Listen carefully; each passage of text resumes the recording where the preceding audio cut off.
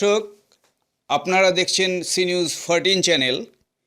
ভারতের নারী শিক্ষার পথপ্রদর্শক সাবিত্রীবাই ফুলের 192তম জন্মদিন উপলক্ষে বহুজন সমাজ পার্টির রাজ্য অফিসে এক কর্মী সভার আয়োজন করা হয়। 1831 সালের 3রা জানুয়ারি সাবিত্রীবাই ফুলে জন্মগ্রহণ করেন। তার স্বামী জ্যোতিরাও ফুলে 1848 সালে মেয়েদের জন্য প্রথম বিদ্যালয় স্থাপন করেন, আর সেই বিদ্যালয়ে সাবিত্রীবাই ফুলে প্রথম মহিলা শিক্ষিকা ছিলেন। তাই আজই প্রকৃত শিক্ষক দিবস হিসাবে পালন করা উচিত।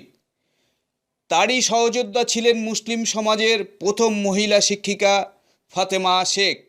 তিনি 1831 সালে 9 জানুয়ারি जन्मग्रहण करें। की तरह जीवन बिताना पड़ता था, तो जानवर की तरह जीवन बिताना पड़ता था। कोई स्कूल जाने की किसी को कोई आजादी नहीं, कोई स्कूल हमारे लिए नहीं था।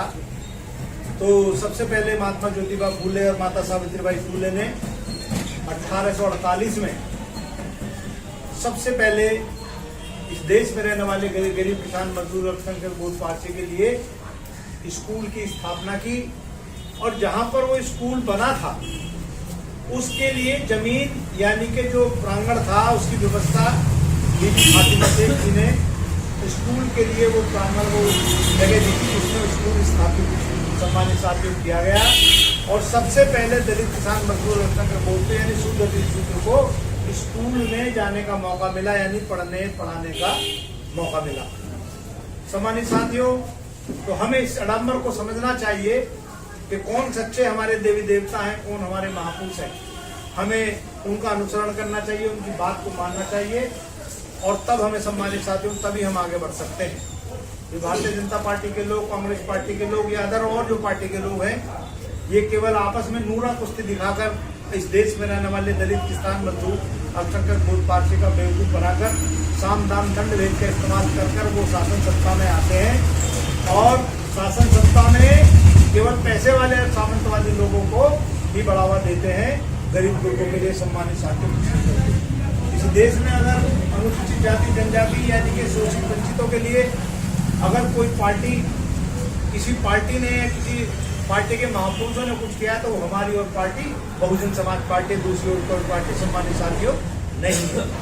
आपने देखा होगा जब उधर 4 बार उत्तर प्रदेश में बहुजन समाज पार्टी की सरकार बनी तो हर वर्ग के लिए बहन कुमारी मायावती जी ने सामाजिक आर्थिक क्षेत्र में भी, शिक्षा के क्षेत्र में भी बहुत सारे बहुमूल्य कार्य उधर किए, और सभी लोगों को मान सम्मान देने का काम सम्मानित साथी उधर उत्तर प्रदेश की सरकार में किया गया।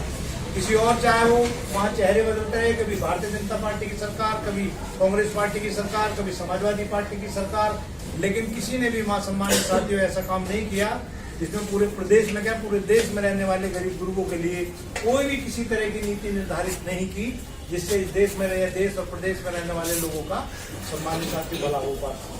वो ऐसा इसलिए क्योंकि ये लोग साम दाम दंड भेद का इस्तेमाल करके शासन सत्ता में आते हैं और पैसे वाले सामंतवादी लोगों को ही बढ़ाने का सम्मानित साथियों काम करते हैं। और कांग्रेस पार्टी ने लंबे समय तक इस देश और प्रदेश में राज किया। उन्होंने केवल परिवार को बढ़ाने का सम्मानित साथियों काम किया, या कुछ चंद पूंजीपति टाटा बिरला जैसे लोगों को उन्होंने बढ़ाने का काम किया। इस देश में रहने वाले लोगों को, गरीब गुरुओं के लिए सम्मानित साथियों कुछ नहीं किया। और मैं उदाहरण के लिए बता दूं कि देश की आज़ादी के बाद सबसे पहले कमान किसके हाथ में आई? जवाहरलाल नेहरू के बाद इंदिरा गांधी के बाद राजीव गांधी के बाद प्रियंका गांधी और राहुल गांधी लाइन में लगे। और कोई नेता ऐसा नहीं जो कांग्रेस पार्टी में प्रधानमंत्री बनने वाले थे। ये इस बात का प्रमाण है कि कांग्रेस पार्टी ने भाई से भाई को लड़ा, हिंदू से मुस्लिम, भाई से भाई को लड़ाकर केवल परिवारवाद को आगे बढ़ाने का काम किया। इसके अलावा दूसरा काम सम्मानित साथियों नहीं किया। उसके बाद भारतीय जनता पार्टी के लोग, ये लोग तो इनसे भी आगे निकल गए। इन्होंने तो इंसान से इंसान को लड़ा, हिंदू से मुस्लिम को लड़ाकर, मुस्लिम से हिंदू को लड़ाकर, यानी भाई से भाई को लड़ाकर, और अपनी राजनीतिक जो सोच थी उसको यहाँ पर पूरी तरीके से धार्मिक सोच को थोप कर और केंद्र और स्टेट में काबिज होकर सम्मानित साथियों केवल अडानी और अंबानी के अलावा तीसरा किसी और लोगों को बढ़ावा देने का सम्मानित साथियों का पूरे देश में आप देख लीजिए। सेंट्रल गवर्नमेंट जो भी नीति निर्धारित कर रही है, जो भी योजनाएं बना रही है, वो अडानी और अंबानी के हित के लिए ही सम्मानित साथी वो लोग कर रहे हैं।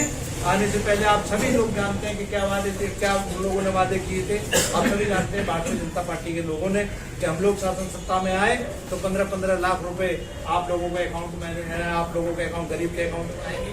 अगर किसी के 15 फूटी कौड़ी भी किसी के अकाउंट में आई है तो सम्मानित साथियों आप हमें बताने का काम करें। और तो और सम्मानित साथियों, हर चीज क्योंकि हर चीज सस्ती करने की बात की थी उन्होंने। आज देख लो जो है आटा दाल क्या स्थिति है देश में, क्या स्थिति है। और तमाम तरह के टैक्स इन लोगों ने लगाकर इस गरीब जनता का, देश की जनता का खून पसीने की गाड़ी कमाई को चूसने का काम सम्मानित साथियों काम किया। और चाहे खाना हो, चाहे पीने की चीज हो, चाहे पहनने की चीज हो, सम्मानित साथियों। और तो और इन्होंने व्यक्ति के कफन जो मरने के बाद मुर्दे पर चढ़, जो मरने के बाद जिसमें मुर्दे को बांधा जाता है, डेड बॉडी को बांधा जाता है, उस पर भी कफन लगाकर सम्मानित साथियों इंसानियत को शर्मसार करने का सम्मानित साथियों काम किया। तो हम लोगों को समझना चाहिए कि भारतीय जनता पार्टी के लोग और जो और दूसरी पार्टियां हैं, चाहे तृणमूल कांग्रेस है या भारतीय जनता पार्टी, आपस में केवल नूरा पुस्ती करने का काम करते हैं। इसके अलावा कुछ और नहीं करते। गरीब गुरबों के लिए अगर कोई पार्टी कर सकती है तो केवल बहुजन समाज पार्टी कर सकती है, दूसरी पार्टी सम्मानित साथियों कोई और दूसरी पार्टी नहीं कर सकती। तो हम लोगों को ये सोचना चाहिए, समझना चाहिए कि इन लोगों की आइडियोलॉजी क्या है। अपने आइडियोलॉजी को लेकर आगे बढ़ रहे हैं, लेकिन हम लोग अपनी आइडियोलॉजी को लेकर सम्मानित साथियों आगे नहीं बढ़ रहे हैं।